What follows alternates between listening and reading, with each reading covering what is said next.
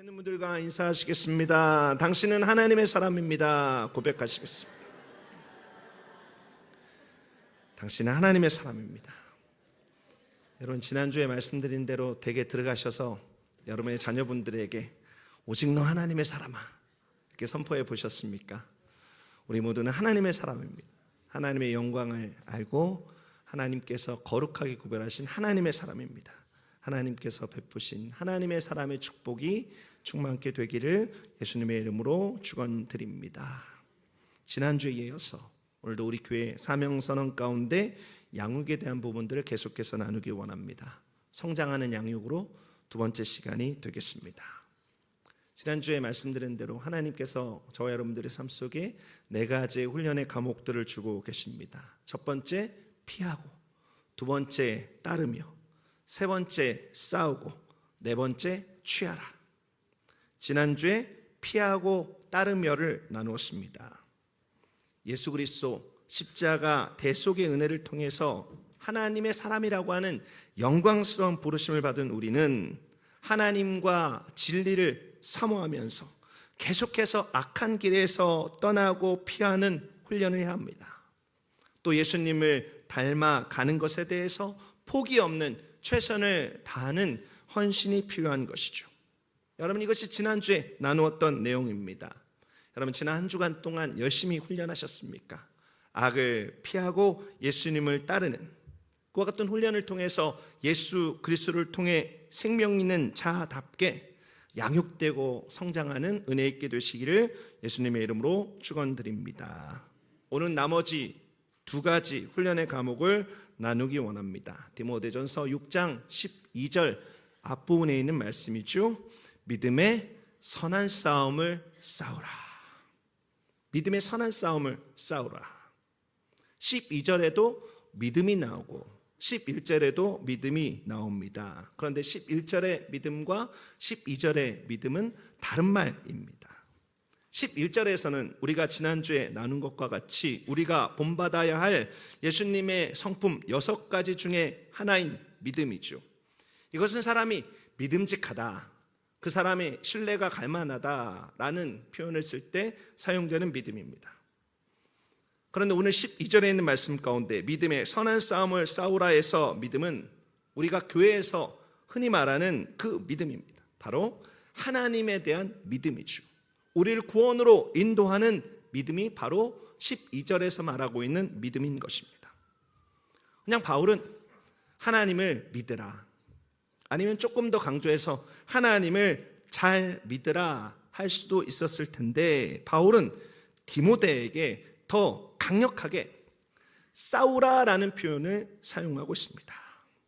여기서 말하는 싸우라라는 말은 군사가 전쟁에 임하는 태도를 뜻하기도 하고 운동선수가 승리를 위해서 끝까지 최선을 다하는 모습을 의미하기도 한 것이죠. 그렇게 군사의 태도로, 그렇게 최선을 다하는 운동선수의 태도로 믿음의 경주를 달려나가라라고 말하고 있는 것입니다. 여러분, 요즘 카타르에서 아시안컵이 열리고 있죠. 축구대회입니다. 아시아에서 예선을 거친 24개의 나라가 모여서 우승을 위해서 정말 치열한 경쟁을 하고 있죠. 한국이 4강에 올라갔습니다. 근데 16강, 8강을 거치는 동안에 한국은 소위 말해서 연장혈투를 벌였습니다. 90분을 뛰고도 승부가 나지 않아서 30분씩 더 뛰었습니다.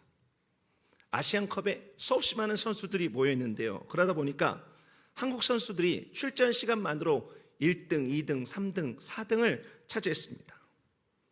어떤 선수가 가장 많이 뛰었는가? 우리가 잘 아는 손흥민 선수가 가장 많이 뛰었습니다. 축구 모르는 분들도 이름을 들어보셨겠죠. 영국 프리미어 리그에 있었던 월드 클래스 선수입니다. 이 선수가 지금까지 모든 경기에서 풀타임을 다 뛰었는데요. 510분을 뛰었습니다. 그 다음에 2등이 누구인가? 이강인 선수인데요. 1분 모자른 509분을 뛰었습니다. 왜 1분 차이가 났는가? 최근에 있었던 호주와의 경기에서 감독이 끝나기 10초 전에 이강인 선수를 교체했습니다. 실질적으로는 딱 10초 차이가 나는 것이죠. 여러분, 이 두 사람이 뛰는 모습을 혹시 TV를 통해서 보셨습니까? 세계적인 선수는 달라도 뭔가 다릅니다. 무엇이 다른가? 정말로 죽기 살기로 뜁니다. 다음 경기가 없는 것처럼 최선을 다해서 뜁니다. 경기장에서 자신이 가진 모든 것을 쏟아놓습니다. 심판이 종료일수를 볼 때까지 전쟁하듯이 집중을 다해서 최선을 다합니다. 그것은 사실 다른 국가대표도 마찬가지일 겁니다. 다음 주에 미국에서 슈퍼볼이 열리죠. 올해 미식 축구는 샌프란시스코하고 캔자스시티가 함께 격돌을 하게 되어 있습니다.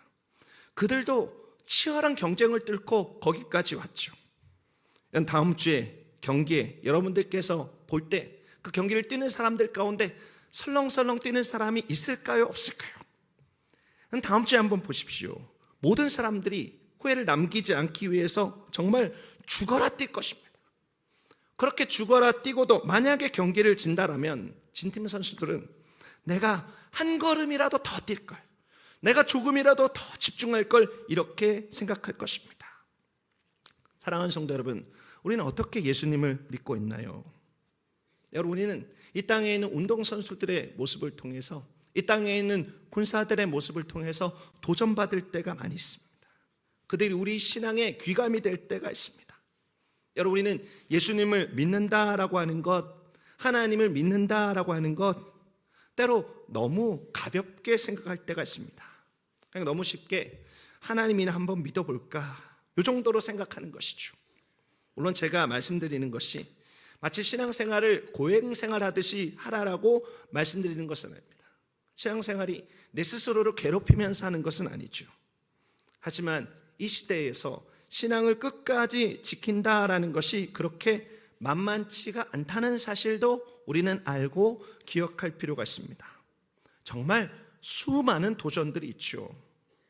바울과 디모데 때에는 거짓 교사들이 있었습니다.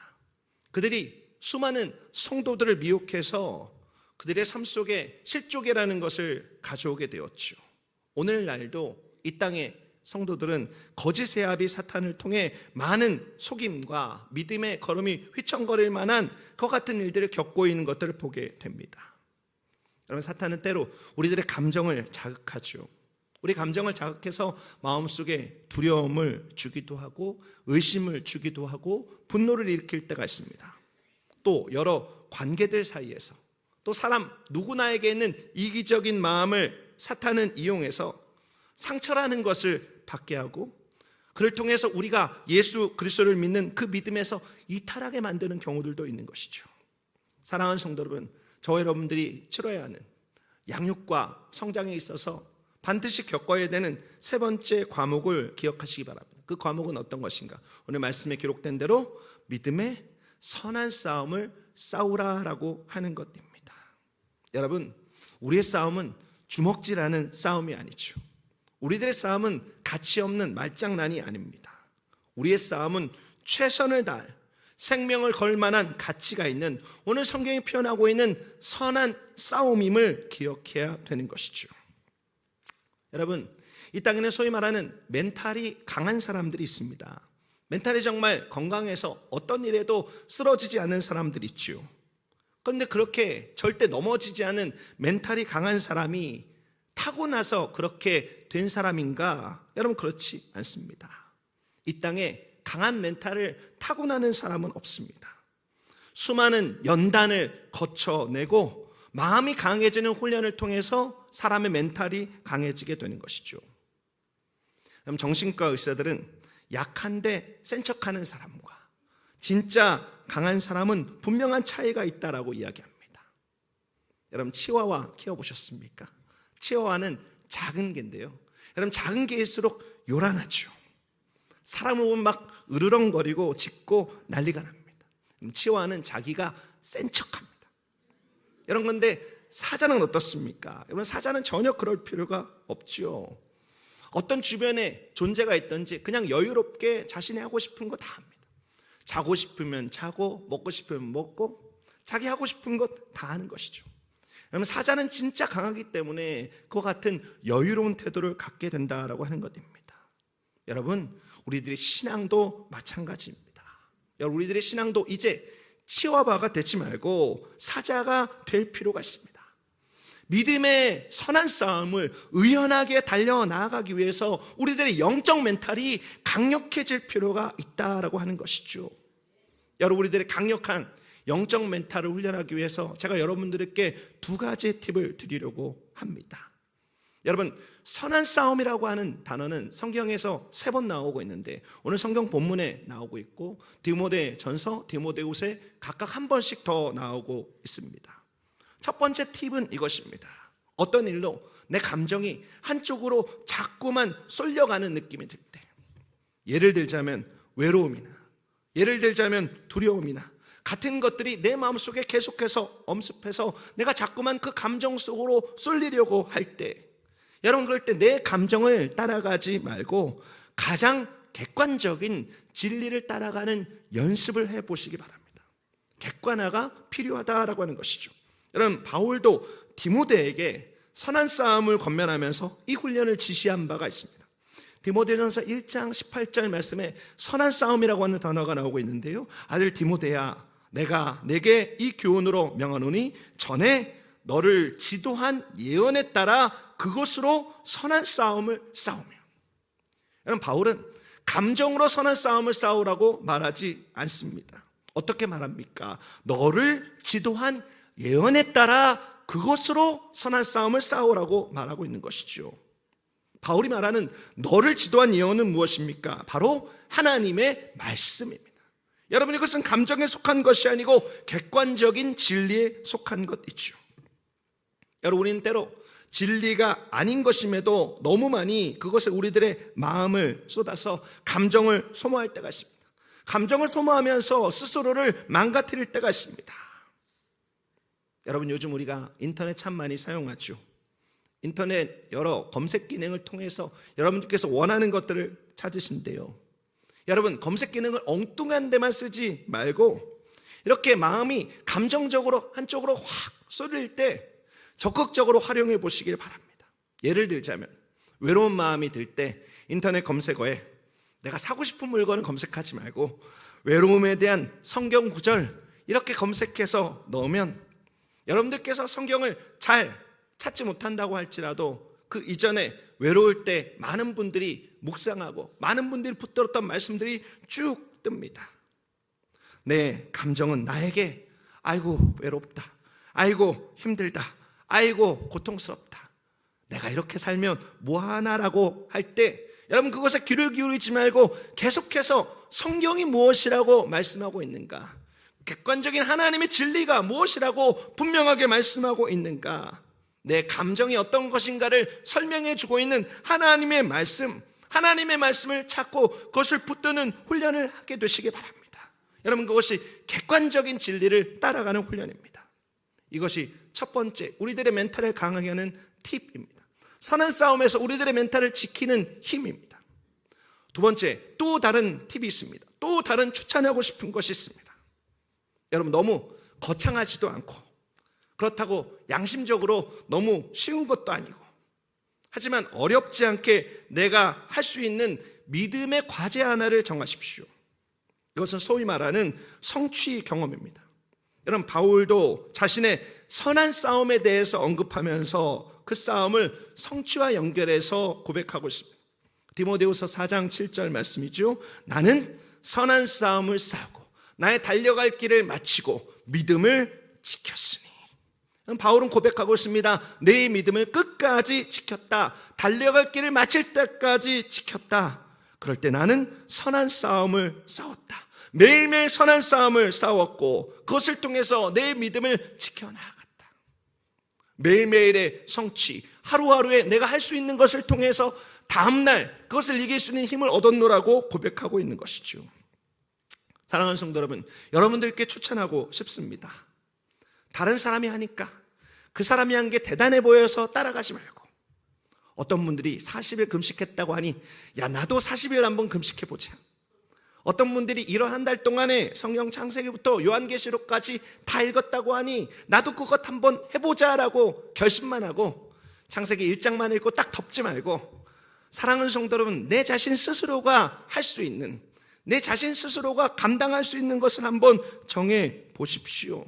여러분, 신앙의 과제입니다. 다른 것이 아니고 신앙의 과제입니다. 그리고 그것을 내일부터 한번 해보십시오. 예를 들자면 이런 것입니다. 111 훈련입니다. 하루에 성경 한 절이라도 정성스럽게 보겠다. 내 성경의 형광펜으로 밑줄 치면서 그 성경 한 구절만이라도 내가 붙들어 보겠다. 또 식사기도를 빼고 내가 하루 1분만이라도 잠자리에 들면서 하나님께 간절히 기도해 보겠다. 또 내가 하루 한 가지만이라도 감사의 제목거리를 찾아서 내 다이어리에 적어보겠다. 111 훈련. 여러분, 이것을 다 하는데 하루에 3분밖에 소용되지 않습니다. 여러분, 이 정도는 할 수 있잖아요. 하나님께서 우리에게 주신 24시간의 시간 가운데 이 정도는 할 수 있지 않습니까? 특별히 남성 동지 여러분, 바쁘다라는 핑계 대지 말고 여러분 이것만이라도 해보시기 바랍니다. 여러분, 제가 방금 드린 말씀은 예로 든 것이고 여러분 스스로가 할 수 있다고 여겨지는 과제를 정하십시오. 그리고 그것을 꾸준히 한번 해보십시오. 여러분, 삶의 작은 변화인 것 같지만 그를 통해서 내 영적 멘탈이 생각한 것보다 훨씬 더 강력해지는 것을 경험하게 될 것입니다. 여러분, 제가 감정이 아닌 객관적인 진리를 따라가는 것, 그리고 내가 할 수 있는 신앙의 과제를 선택해서 그것을 지켜나가는 것, 두 가지를 말씀드렸습니다. 이 외에도 성경에는 여러 가지 믿음의 선한 싸움을 싸우는 원칙들을 말하고 있죠. 여러분, 그 어떤 것이라도 좋습니다. 성경이 말하고 있는 그 어떤 것이라도 좋습니다. 양육을 통해서, 훈련을 통해서 믿음의 선한 싸움을 싸우는 용사의 마음을 갖게 되시기를 예수 그리스도의 이름으로 축원드립니다. 유다 지파의 사자이신 예수님처럼 사자의 심장을 갖게 되시기를 예수 그리스도의 이름으로 축원드립니다. 이제 치와와의 마음은 떨쳐내고 하나님께서 원하시는 사자의 마음을 갖는 저와 여러분 되시기를 예수 그리스도의 이름으로 축원드립니다. 자, 마지막 훈련의 과목을 나누기 원합니다. 이것은 취하라와 관계가 있습니다. 디모데전서 6장 12절 뒷부분에 있는 말씀입니다. 영생을 취하라. 이를 위하여 내가 부르심을 받았고 많은 증인 앞에서 선한 증언을 하였도다. 그럼 무엇을 취하라고 되어 있습니까? 무엇을 가지라고 되어 있습니까? 이 취해야 될 것이 영생이라고 말하고 있습니다. 영생은 무엇인가요? 영생, 영원한 생명입니다. 그런데 우리는 영생을 생각할 때 한 가지 이미지와 겹쳐서 영생을 생각하는 경향이 있습니다. 그 이미지는 무엇인가? 바로 인삼 비슷하게 생긴 불로초와 그 이미지를 겹쳐서 생각하는 경우가 있죠. 여러분, 무슨 뜻입니까?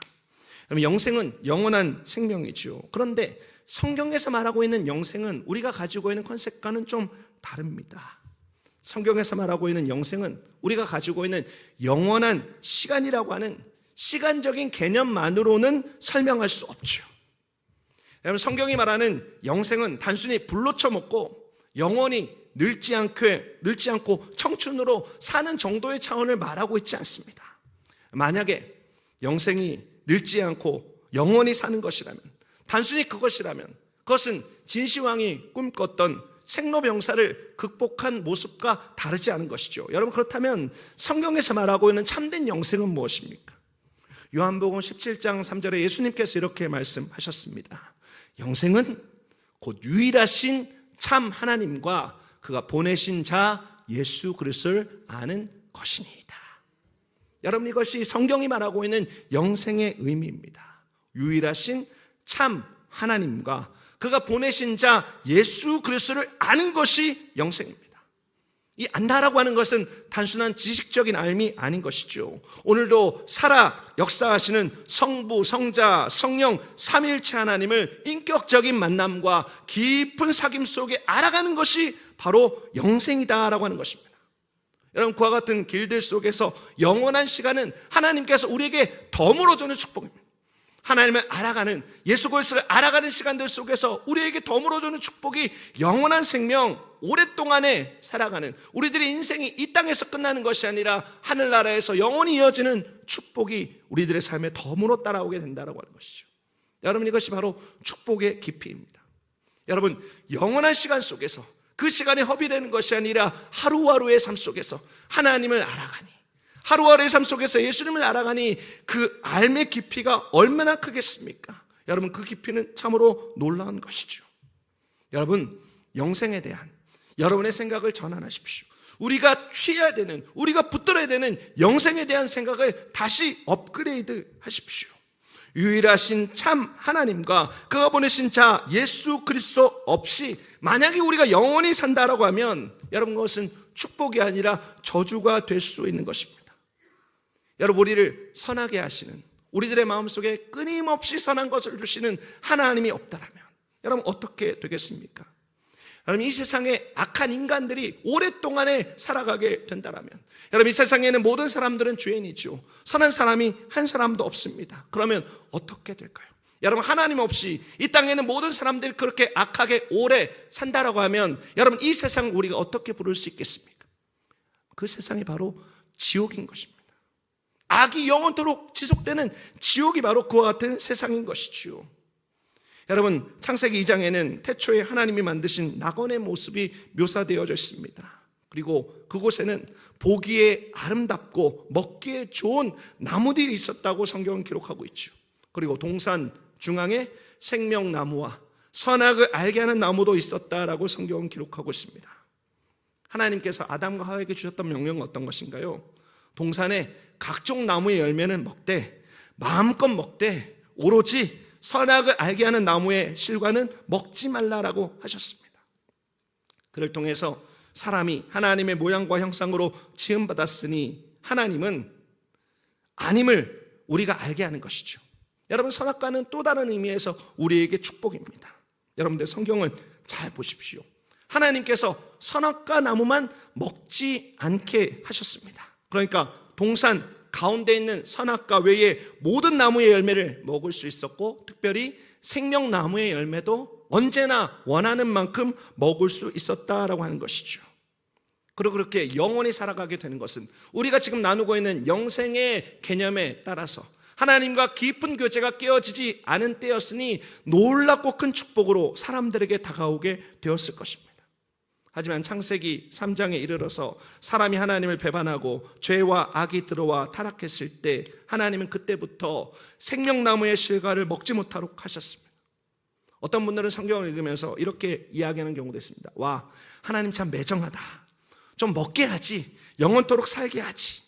여러분, 그렇게 이야기할 수도 있는데 사실 이것은 매정한 것이 아니고 하나님의 배려고 하나님의 축복입니다. 제가 좀 전에 말씀드린 대로 악한 인간이 영원히 그 악에 지배당하여 악을 행하는 영원한 지옥의 삶을 살지 않기 위해서 하나님께서 그렇게 한 것이죠. 여러분, 다시금 말씀드립니다. 다시금 우리가 영생의 의미를 생각해 볼 필요가 있습니다. 우리가 갈망하고 바라는 영생은 단순하게 오래 사는 것이 아닙니다. 늙지 않는 불로초의 이미지가 아니라 우리가 아는 영생은 하나님과 예수 그리스도를 아는 것이죠. 그렇게 길이 사는 것이 바로 영생입니다. 여러분, 그러므로 성경이 말하고 있는 영생은 먼 미래의 삶이 아니라 바로 오늘 하나님께서 우리들의 삶에 주신 축복의 삶임을 기억할 필요가 있습니다. 예수님을 믿고 그와 함께하는 순간순간이 바로 영생의 삶입니다. 그 오늘이 영생의 복을 누리는 순간임을 기억하십시오. 우리들이 하나님께서 허락받은 인생의 모든 날들이 영생의 복을 누리는 축복을 누리는 저와 여러분 되시기를 예수 그리스도의 이름으로 축원드립니다. 그런데 오늘 본문의 말씀은 무엇이라고 말하고 있습니까? 그 영생을 취하라라고 말하고 있습니다. 영생을 취하라. 여러분, 취한다라고 하는 것은 굉장히 능동적인 행동입니다. 어떤 것들을 꽉 붙들 때 취한다라는 표현을 사용하고 있는 것이죠. 여러분, 12절의 끝에 있는 말씀처럼 우리도 디모데처럼 하나님과 예수님을 아는 진정한 영생을 위해서 이곳에 모였습니다. 하나님을 알기 위해서 모였습니다. 그리고 우리가 지금 이 시간 모여서 함께 예배드리는 것을 통해서 삼위일체 하나님을 우리의 신앙으로 고백하는 것을, 서로가 서로를 위한 증인의 역할도 하고 있는 것이죠. 여러분, 우리는 이미 하나님도 알고 있습니다. 우리는 이미 예수님도 알고 있습니다. 우리는 이미 성령님도 알고 있습니다. 그런데 이 취하라라고 하는 의미를 기억하십시오. 여러분, 취하라고 하는 것은 어떤 의미입니까? 하나님께서 우리에게 주신 그 영생의 축복에 대해서 난 진작에 잡았지, 여기지 말라라고 하는 것입니다. 빌립보서에 있는 바울의 고백처럼 내가 잡은 줄로 여기지 아니하고 나날이 새롭게 예수 그리스도를 굳게 잡기 위해서, 굳건하게 붙들기 위해서 오늘도 최선을 다해서 달려 나아가라고 하는 의미인 것이죠. 그것이 바로 오늘 성경이 말하고 있는 영생을 취하라라고 하는 의미입니다. 사랑하는 성도 여러분, 네 번째 훈련 과목을 소개합니다. 영생이신 삼위일체 하나님을 붙잡으라, 삼위일체 하나님을 취하라라고 하는 것입니다. 여러분, 이 세상은 뭔가에 미친 세상입니다. 뭔가 미치도록 몰아가는 세상이기도 합니다. 얼마 전에 한국의 한 방송사에서 대국민 알코올 지옥 탈출 프로젝트라는 프로그램을 방송한 일이 있습니다. 이 프로그램은 술 때문에 어려움을 겪는 이들에게 도움을 주려는 취지로 만들어졌습니다.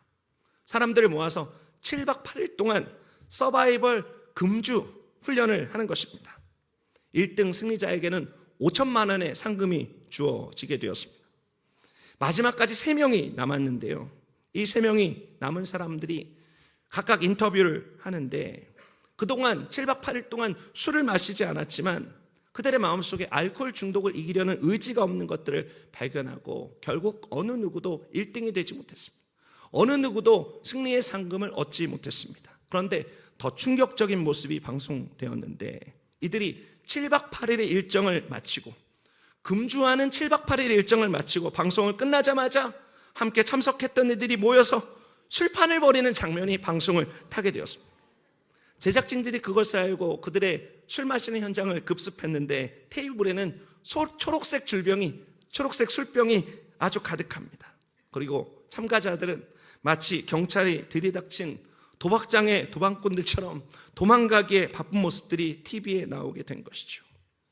아주 기가 막힌 허탈한 장면들이 사람들에게 송출되었습니다. 또 얼마 전에 한 방송사에서 32년 동안 형사로 일하다가 은퇴한 분의 이야기가 화제가 되었습니다.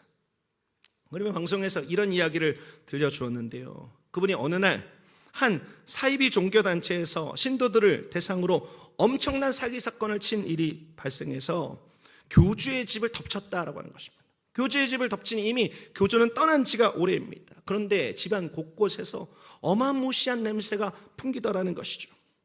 함께한 형사들이 그분에게 형사님 이거 시신 썩는 냄새 아닙니까? 라고 하는데 이 형사님이 평상시 개코로 소문난 사람입니다. 그런데 아무리 맡아봐도 시신 썩는 냄새가 아니죠.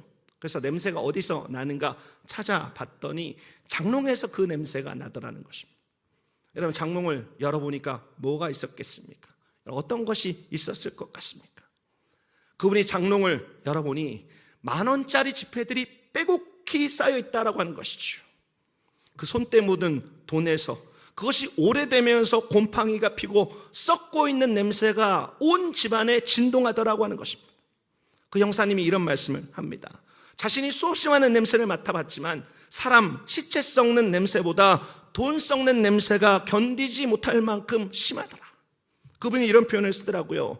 탐욕과 욕심이 버무려진 것 같은 그 냄새를 자신은 결코 잊지 못하겠나라고 하는 이야기를 들려주셨습니다. 여러분, 우리가 이 땅을 살아가면서 미쳐서 잡으려고 하는 것, 취하려고 하는 것의 실체가 이렇습니다. 술과 같이 우리가 즐기려는 쾌락의 실체는 우리를 망가뜨리고 돈과 같이 우리가 쥐려고 하는 부의 실체는 견디지 못할 악취의 세계라고 하는 것이죠. 사랑하는 성도 여러분, 2024년도가 이제 한 달 지나갔습니다. 올해 우리는 이런 것들 붙잡고 이런 것들 취하기 위해서 발버둥 치지 말고 오늘 성경에서 말하고 있는 영생을 붙잡고 취하는 정말로 하늘의 축복을 누리는 저와 여러분 되시기를 예수 그리스도의 이름으로 축원드립니다. 유일하신 참 하나님과 그가 보내신 예수 그리스도를 아는 것, 그것이 영원한 생명이고 영원한 기쁨의 근원임을 기억하시기 바랍니다. 이번 토요일이 구정입니다. 한국 사람들에게 축복이 있죠. 2024년도가 한 달 지났는데 새롭게 한 해를 시작하는 결단을 할 수 있는 기회가 우리들에게는 있습니다. 올 한 해 새롭게 결단하시길 바랍니다. 영생을 취하겠노라. 하나님께서 우리들의 삶에 주신 양육과 훈련을 통해서 하나님을 더 깊이 알아가겠노라. 예수 그리스도를 깊이 알아가겠노라. 그를 통해서 정말 하나님께서 원하시는 은혜 안에 우리가 성장하겠노라. 그렇게 결단하고 다짐하는 저와 여러분 되시기를 예수 그리스도 이름으로 축원드립니다. 저는 지난주와 이번 주에 나누었던 것을 함께 마음속에 새기며 기도하기 원합니다. 다시 한번 저와 여러분들이 기억하시기 바랍니다. 우리는 하나님의 사람입니다. 영광스럽고 성숙한 하나님의 사람입니다. 하나님께서 우리를 그렇게 되게 하셨고 그것을 이미 완성하셨습니다. 그리고 이것은 우리들의 삶의 양육과 훈련을 통해서 누려지게 됩니다. 여러분, 4가지 양육의 과목을 다시 한번 기억하십시오. 2024년도 우리가 이것을 힘쓰겠노라 마음속에 다짐하십시오. 첫 번째 것은 악한 길에서 떠나는 것입니다. 하나님을 사랑하고 진리를 사랑하는 것을 통해서 악한 길에서 떠나는 것입니다. 두 번째는 예수님을 따라가는 것입니다. 비록 완전하지 못하다라고 할지라도 최선을 다해서 포기하지 않고 예수님 따라가는 것입니다. 세 번째는 믿음의 선한 싸움을 싸워 나아가는 것입니다. 믿음의 선한 싸움. 운동선수가, 군사들이 정말로 승리를 향해서 달려나아가듯이 우리도 하나님께서 베푸신 구원의 축복, 구원을 주시는 믿음을 붙잡고 끝까지 달려나가는 것이죠. 마지막으로 삼위일체 하나님을 붙드는 훈련입니다. 영생신 삼위일체 하나님을 붙드는 훈련입니다. 사랑하는 성도 여러분, 하나님을 붙들고 이 4가지 훈련을 기억하시면서 올 한 해 하나님께서 기뻐하시는 참된 성장으로 자라나가는 은혜 있게 되시기를 예수 그리스도의 이름으로 축원드립니다. 여러분 나름대로의 이 훈련의 과목들에서 할 수 있는 실천의 방법들 한 가지씩을 좀 생각해 보십시오. 저는 여러분들 대상으로 말씀을 전하니 넓게 말씀을 전했지만 여러분 나름대로 적용의 포인트를 한번 찾아보십시오. 그리고 그것을 하는 동안 하나님께서 이 말씀의 축복이 우리들의 삶 속에 누려지는 은혜들로 풍성케 하시는, 정말로 내가 하나님의 사람이구나, 그 영광스럽고 거룩한 하나님의 사람이구나 라는 것을 경험하는 저와 여러분 되시기를 예수 그리스도의 이름으로 축원드립니다. 기도하시겠습니다. 존귀하신 하나님 감사드립니다. 하나님, 우리들에게 정말로 복된 훈련의 과목 주시니 감사드립니다. 우리들의 삶 속에 악한 길에서 떠나고 예수님을 따르고 믿음의 선한 싸움을 싸우고 삼위일체 하나님을 취하는 축복의 역사 있기를 원합니다. 하나님, 이 은혜를 2024년도 허락하여 주시고 그를 통해서 하나님의 사람, 정말로 성숙하고 영광스러운 하나님의 사람의 복을 누리도록 인도하여 주옵소서. 하나님, 우리는 한없이 부족합니다. 한없이 연약합니다. 때로 이 훈련의 과목에서 낮은 점수를 받을 때가 있습니다. 그러나 어제보다 오늘이 주님께서 원하시는 믿음의 장성한 분량에 자라나갈 수 있는 축복으로 우리를 이끌어 주옵소서. 하나님께서 함께해 주실 것을 믿습니다. 모든 말씀 살아서 역사하시는 예수 그리스도의 존귀하신 이름으로 기도드립니다.